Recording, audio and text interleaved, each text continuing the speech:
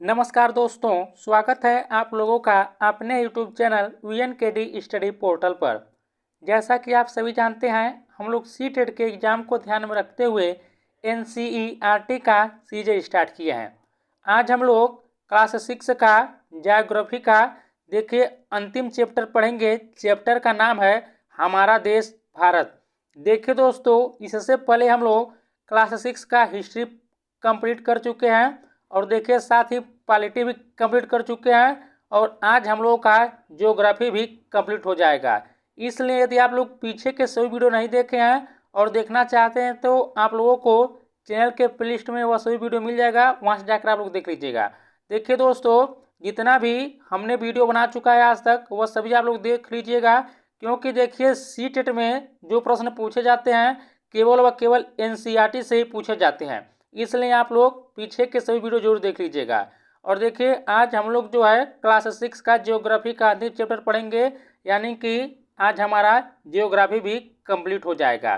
तो जाकर आप लोग हिस्ट्री, पॉलिटी, ज्योग्राफी सभी देख लीजिएगा। और कल से जो हम लोग स्टार्ट करेंगे, देखिए वह क्लास 7 का हम लोग पढ़ेंगे, हिस्ट्री कल हम लोग स्टार्ट करेंगे। तो चलिए हम लोग शुरू करते हैं। देखिए चैप्टर का नाम है हमारा देश भारत। देखिए दोस्तों, NCERT का एक एक लाइन सीटेट के एग्जाम के लिए बहुत ही महत्वपूर्ण होता है, इसलिए आप लोग सभी लाइनों को ध्यान से देखिएगा और सुनिएगा। देखिए भारत एक बहुत बड़े भौगोलिक विस्तार वाला देश है। उत्तर में यह हिमालय के ऊंचे शिखरों से घिरा है। तो याद रखिएगा, भारत एक बहुत बड़े भौगोलिक विस्तार वाला देश है। उत्तर में यह हिमालय के ऊंचे शिखरों से घिरा है। पश्चिम में अरब सागर, पूर्व में बंगाल की खाड़ी तथा दक्षिण में हिंद महासागर भारतीय प्रायद्वीप के तटों पर लहराते हैं।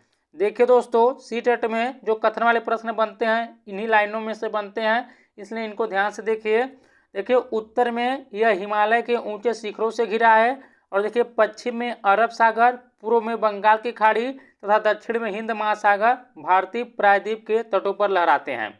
यहाँ देखिए इंपॉर्टेंट है, इसको हम लोग देख लेते हैं कि प्रायद्वीप किसे कहा जाता है। देखिए प्रायद्वीप स्थल का वह भाग है जो तीन तरफ से जल से घिरा होता है। तो याद रखिएगा, स्थल का वह भाग जो तीन तरफ से समुद्र से यानी कि जल से घिरा होता है उसे ही प्रायद्वीप कहा जाता है। अब हम लोग आगे बढ़ते हैं। देखिए भारत का क्षेत्रफल जो है 32.8 लाख वर्ग किमी है। यदि हम लोग इसको सही आंकड़ों में देखें तो भारत का देखिए जो कुल क्षेत्रफल है 32,87,263 वर्ग किमी है। आप लोग याद रखिएगा। देखिए उत्तर में लद्दाख से लेकर दक्षिण में कन्याकुमारी तक इसका विस्तार लगभग 3200 किमी है। और देखिए यदि हम लोग देखें तो उत्तर से यहाँ पर देखिए लिखा है कि उत्तर में लद्दाख से लेकर दक्षिण में कन्याकुमारी तक इसका जो विस्तार है देखिए 3214 किमी एग्जैक्ट है, इसे आप लोग याद रखिएगा। और देखिए तथा पूर्व में अरुणाचल प्रदेश से लेकर पश्चिम में कच्छ तक इसका जो विस्तार है लगभग 2900 किमी, यानी देखिए 2933 किमी है, इसे भी आप लोग याद रखिएगा।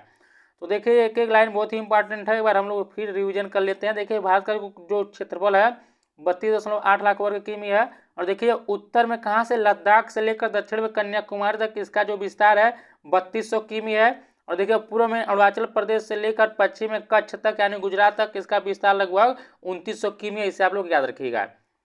ऊंचे ऊंचे पर्वत, भारतीय मरुस्थल, देखिए भारतीय महामरुस्थल, उत्तरी मैदान, असमान पठारी सतह, तटीय भाग एवं द्वीप समूह स्थल रूपों की विभिन्नता को दर्शाते हैं। यहाँ जलवायु, वनस्पति, वन्य जीवों के साथ साथ भाषा एवं संस्कृति में भी बहुत भिन्नता है। इस भिन्नता में भी हम एकता को पाते हैं जो हमारी परंपराओं में दिखती है। यही कारण है कि हम एक राष्ट्र में बंधे हैं। वर्ष 2011 से अब तक भारत की आबादी 120 करोड़ से ज़्यादा हो चुकी है। यह चीन के बाद विश्व का दूसरा सबसे अधिक जनसंख्या वाला देश है। अब देखिए भारत जो है विश्व का सबसे अधिक जनसंख्या वाला देश बन गया है। अब हम लोग यहाँ पर देख लेते हैं, भारत की स्थिति के बारे में जान लेते हैं। देखिए सबसे पहले यहाँ पर हम लोग देख लेते हैं इसे, जो इम्पोर्टेंट करके देखिए, जो NCERT के बुक में लिखा रहता है बॉक्स में। देखिए सीटेट वाले यहाँ से भी प्रश्न पूछ लेते हैं, तो हम लोग इसे देखते हैं। देखिए लिखा है कि क्या आप जानते हैं बड़े देश जिनका विस्तार पूर्व से पश्चिम की ओर बहुत अधिक होता है वहाँ पूरे देश का मानक समय एक नहीं होता है। संयुक्त राज्य अमेरिका में 7 एवं कनाडा में 6 मानक समय है, इसे आप लोग याद रखिएगा। देखिए आगे लिखा कि क्या आपको पता है कि रूस में कितने मानक समय। देखिए हम लोग पीछे वाले चैप्टर पढ़ चुके हैं, रूस में देखिए कुल 11 से अधिक मानक समय, इसे भी आप लोग याद रखिएगा। तो देखिए अमेरिका में 7 हैं, कनाडा में 6 हैं और देखिए रूस में जो है 11 से अधिक मानक समय, इसे आप लोग याद रखिएगा। और लोग स्थिति के बारे में जानते हैं, भारत की स्थिति कहाँ पर है। देखिए भारत उत्तरी गोलार्ध में स्थित है, याद रखिएगा भारत जो स्थित है वह उत्तरी गोलार्ध में स्थित है। कर्क रेखा 23 डिग्री 30 मिनट देखिए उत्तरी अक्षांश देश के लगभग मध्य भाग से होकर गुजरती है। देखिए कर्क रेखा जो है वह भारत के लगभग मध्य से होकर गुजरती है। दक्षिण से उत्तर की ओर भारत की मुख्य भूमि का विस्तार 8 डिग्री 4 मिनट उत्तर तथा 37 डिग्री 6 मिनट उत्तर अक्षांशों के बीच से, याद रखिएगा आप लोग। दक्षिण से उत्तर की ओर जो है भारत की मुख्य भूमि का विस्तार 8 डिग्री 4 मिनट उत्तर तथा 37 डिग्री 6 मिनट उत्तर अक्षांशों के बीच है। और देखिए पश्चिम से लेकर पूर्व तक भारत का विस्तार 68 डिग्री 7 मिनट पूर्वी तथा 97 डिग्री 25 मिनट पूर्व देशांतरों के बीच, इसे भी आप लोग याद रखिएगा। तो पश्चिम से लेकर पूर्व तक कितना इसका विस्तार है, तो देखिए 68 डिग्री 7 मिनट पूर्व से लेकर 97 डिग्री 25 मिनट पूर्व तक जो है देशांतरों के बीच है। अगर हम विश्व को पूर्वी एवं पश्चिमी गोलार्ध में बांटते हैं तो भारत की स्थिति किस गोलार्ध में होगी, तो देखिए उत्तरी पूर्वी गोलार्ध में होगी। बहुत बड़े देशांतरी विस्तार लगभग 29 डिग्री के कारण यहाँ के दो छोर पर स्थित स्थानों के स्थानीय समय में बहुत अधिक अंतर हो सकता था। इस तरह की दूरी पर स्थित दो स्थानों के बीच का समय का अंतर लगभग 2 घंटे का होगा। जैसा कि आपने पहले पढ़ा है कि प्रत्येक 1 डिग्री देशांतर के लिए स्थानीय समय में 4 मिनट का अंतर होता है, इसे आप लोग याद रखिएगा। 1 डिग्री देशांतर के लिए स्थानीय समय में 4 मिनट का अंतर होता है। पश्चिम में गुजरात की अपेक्षा पूर्व के अरुणाचल प्रदेश में सूर्योदय लगभग 2 घंटे पहले होता है, इसे आप लोग याद रखिएगा। आप पहले पढ़ चुके हैं कि 82 डिग्री 30 मिनट यानी कि 82.5 डिग्री पूर्वी देशांतर के स्थानीय समय को भारत का मानक समय माना गया, इसे भी आप लोग याद रखिएगा। देखिए इस यामोत्तर को भारत का मानक यामोत्तर भी कहा जाता है। तो यामोत्तर कितना है, 82.5 डिग्री पूर्वी देशांतर, इसे आप लोग याद रखिएगा। अब हम लोग भारत के पड़ोसी देशों के बारे में जान लेते हैं। देखिए 7 देशों की स्थलीय सीमाएं इसकी सीमाओं से जुड़ी है, जो चित्र 6.1 से इन देशों का नाम का पता लगाइए। तो देखिए भारत के कुल 7 स्थलीय पड़ोसी देश है। जैसे यहाँ पर देखिए आप मानचित्र में देखिए पहला पाकिस्तान है, दूसरा अफगानिस्तान है, तीसरा चीन है, देखिए चौथा नेपाल है, पाँचवां भूटान है, छठा देखिए जो है म्यांमार है, सातवां बांग्लादेश। तो देखिए पाकिस्तान, अफगानिस्तान, चीन, नेपाल, भूटान, म्यांमार, बांग्लादेश, देखिए भारत के जो है कुल 7 जो है स्थलीय पड़ोसी देश है।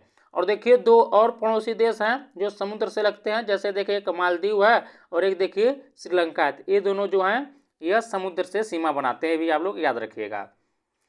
अब यहाँ पर देखिए भारत का जो है राजनीतिक यह मानचित्र है, तो यहाँ पर आप लोग देख सकते हैं यह भारत का राजनीतिक मानचित्र है। जैसे यहाँ पर देखिए दोस्तों आप लोग इसे याद रखिएगा, जो अंडमान निकोबार द्वीप समूह है यह बंगाल की खाड़ी में स्थित है। और देखिए जो लक्षद्वीप स्थित है वह जो है अरब सागर में स्थित है, इसे आप लोग याद रखिएगा। एग्जाम में यहाँ पर आप लोग काफी लोग मिस्टेक कर देते हैं। अब यहाँ पर आगे हम लोग बढ़ते हैं। देखिए लिखा कि इनमें से कौन कौन से देश हैं जिनकी सीमाएं समुद्र से नहीं जुड़ी हैं। दक्षिण में समुद्र में स्थित 2 द्वीप श्रीलंका तथा मालदीव हमारे पड़ोसी है, जो हम आपको पीछे बता चुके हैं। और देखिए अगला लाइन इंपॉर्टेंट है, पाक जलसंधि भारत को श्रीलंका से अलग करती है। देखिए एग्जाम में काफी बार पूछा गया है, तो पाक जलसंधि जो है भारत को श्रीलंका से अलग करती है, इसे आप लोग याद रखिएगा। अब हम लोग राजनीतिक एवं प्रशासनिक विभाजन देख लेते हैं। देखिए भारत एक विशाल देश है। प्रशासनिक क्रियाकलापों के लिए देश को 28 राज्यों एवं 8 केंद्र शासित प्रदेशों में बांटा गया है। देखिए दोस्तों यह जो है यह भारत का जो है भौतिक विभाजन है, यानी भौतिक मानचित्र है। देखिए हम लोग मानचित्र के बारे में पिछले चैप्टर में पढ़ चुके हैं। हम आपको बता चुके हैं कि मानचित्र 3 प्रकार के होते हैं, एक भौतिक मानचित्र, एक राजनीतिक मानचित्र और देखिए एक थीमेटिक मानचित्र होता है। इसलिए यदि आप लोग पीछे की वीडियो सभी देख लेंगे तो आपको आगे पढ़ने में बहुत ही आसानी होगी, इसलिए जो है पीछे की वीडियो जरूर आप लोग देख लीजिएगा। यहाँ पर देखिए लिखा है कि में बांटा गया है। दिल्ली भारत की राजधानी है। राज्यों का निर्माण मुख्यतः भाषाओं के आधार पर हुआ, यह भी याद रखिएगा। देखिए राज्यों का जो निर्माण हुआ है वह मुख्यतः भाषाओं के आधार पर हुआ है। आगे हम लोग यहाँ पर देख लेते हैं। देखिए जो इम्पोर्टेंट है हम लोग इसे देखते हैं। यहाँ पर आप लोग ध्यान दीजिए, जलोढ़ निक्षेप। देखिए ये नदियों के द्वारा लाई गई बहुत महीन मिट्टी होती है तथा नदी बेसिन में निक्षेपित कर दी जाती है। सहायक नदी, एक नदी या सरिता जो कि मुख्य नदी में किसी भी तरफ से आकर मिलती है तथा अपने जल को मुख्य नदी में विसर्जित करती है। अब हम लोग जो है भौतिक विभाजन के बारे में देख लेते हैं। देखिए, भारत में पाई जाने वाली भौतिक आकृतियाँ विभिन्न प्रकार की हैं, जैसे पर्वत, पठार, मैदान, तट तथा द्वीप समूह। उत्तर में बर्फ से ढका हिमालयी संतरी का कार्य करता है। हिम प्लस आलय का मतलब होता है बर्फ का घर। हिमालय पर्वत को 3 मुख्य समानांतर श्रृंखलाओं में बांटा जाता है। देखिए, सबसे उत्तर में स्थित श्रृंखला को बृहत हिमालय या हिमाद्री कहते हैं। याद रखिएगा, एग्जाम में भी पूछ लेगा कि बृहत हिमालय को किस और नाम से जाना जाता है, तो बृहत हिमालय को हिमाद्री के नाम से जाना जाता है। तो याद रखिएगा, सबसे उत्तर में स्थित श्रृंखला को बृहत हिमालय या हिमाद्री कहते हैं। इसी श्रृंखला में विश्व की सबसे ऊंची शिखर है मध्य हिमालय या हिमाचल। और यहाँ पर देखिए लिखा है कि हिमाद्री के दक्षिण में स्थित है। देखिए, मध्य हिमालय या हिमाचल हिमाद्री के दक्षिण में स्थित है। बहुत से लोकप्रिय पहाड़ी स्थान यहाँ स्थित हैं। 5 पहाड़ी स्थानों के नाम का पता लगाइए। अब देखिए आगे लिखा है शिवालिक सबसे दक्षिण में स्थित श्रृंखला, ये भी याद रखिएगा। पूछ लेगा कि सबसे दक्षिण में स्थित श्रृंखला का नाम बताइए। देखिए, शिवालिक जो है यह सबसे दक्षिण में स्थित श्रृंखला है। आगे हम लोग बढ़ते हैं। देखिए, हिमालय के दक्षिण में भारत का उत्तरी मैदान स्थित है। याद रखिएगा, हिमालय के दक्षिण में भारत का उत्तरी मैदान स्थित है। ये मैदान समतल तथा सपाट है। ये मैदान सिंधु, गंगा, ब्रह्मपुत्र तथा इनके सहायक नदियों के द्वारा लाए गए जलोढ़ निक्षेपों से बने। याद रखिएगा, ये मैदान जो है सिंधु, गंगा, ब्रह्मपुत्र तथा इनकी सहायक नदियों के द्वारा लाए गए जलोढ़ निक्षेपों से बने हैं। नदियों के ये मैदान कृषि के लिए उपजाऊ भूमि प्रदान करते हैं। यही कारण है कि इन मैदानों में जनसंख्या अधिक है। अब देखिए, यहाँ पर इंपॉर्टेंट है, थोड़ा हम लोग इसे देख लेते हैं। जो बॉक्स में लिखा है, देखिए यह बहुत ही इंपॉर्टेंट होता है एग्जाम की दृष्टि से। देखिए लिखा है कि क्या आप जानते हैं गंगा एवं ब्रह्मपुत्र नदियाँ विश्व के सबसे बड़े डेल्टा का निर्माण करती है। भी याद रखिएगा, जिसे सुंदरबन डेल्टा कहा जाता है। इस डेल्टा की आकृति त्रिभुजाकार है। डेल्टा स्थल का वह भाग है जो नदी के मुहाने पर बनता है, यानी कि जहाँ नदियाँ समुद्र में प्रवेश करती हैं उस जगह को नदी का मुहाना कहा जाता है। देखिए, जब ये भी पूछा है कि मुहाना किसे कहा जाता है, और जो सुंदरबन डेल्टा उसकी साकार का है। देखिए, इस डेल्टा की आकृति त्रिभुजाकार है और गंगा एवं ब्रह्मपुत्र नदियाँ जो विश्व के सबसे बड़े डेल्टा का निर्माण करती हैं। तो आप लोग इसे याद रखिएगा। आगे बढ़ते हैं। अब हम लोग देखिए, भारत के पश्चिमी भाग में भारतीय महामरुस्थल स्थित है। याद रखिएगा कि भारत के पश्चिमी भाग में भारतीय महामरुस्थल स्थित है। यह शुष्क, गर्म तथा रेतीला स्थल है। यहाँ वनस्पति की मात्रा बहुत कम है। उत्तरी मैदानों के दक्षिण में प्रायद्वीपीय पठार स्थित है। इसकी आकृति त्रिभुजाकार है। इसका धरातल काफ़ी ऊंचा नीचा है। इस क्षेत्र में बहुत सी पहाड़ी श्रृंखलाएँ तथा घाटियाँ स्थित है। इसके उत्तर पश्चिम में अरावली श्रृंखला स्थित है। ये भी याद रखिएगा, जो विश्व की सबसे पुरानी श्रृंखला। देखिए, विश्व की सबसे पुरानी श्रृंखला कौन सी है, तो अरावली है। इसे आप लोग याद रखिएगा। विंध्य एवं सतपुड़ा भी महत्वपूर्ण श्रृंखलाएं हैं। इन श्रृंखलाओं से होकर नर्मदा तथा तापी नदियां बहती हैं। ये पश्चिम की तरफ बहने वाली नदियां। याद रखिएगा, नर्मदा तथा तापी जो नदियां हैं वह इन्हीं श्रृंखलाओं से होकर बहती है, विंध्य एवं सतपुड़ा से। और देखिए, ये पश्चिम की तरफ बहने वाली नदियाँ हैं जो अरब सागर में गिरती हैं। इस पठार के पश्चिम में पश्चिमी घाट या सह्याद्री तथा पूर्व में पूर्वी घाट स्थित है। पश्चिमी घाट का विस्तार एक समान रूप में है, जबकि पूर्वी घाट बीच बीच में टूटा हुआ तथा असमान है। इन पठारों में खनिजों जैसे कोयला एवं लौह अयस्क की प्रचुरता है। पश्चिमी घाट के पश्चिम में तथा पूर्वी घाट के पूर्व में तटीय मैदान स्थित है। पश्चिम तटीय मैदान काफ़ी संकरे है। पूर्वी तटीय मैदान अपेक्षाकृत चौड़े हैं।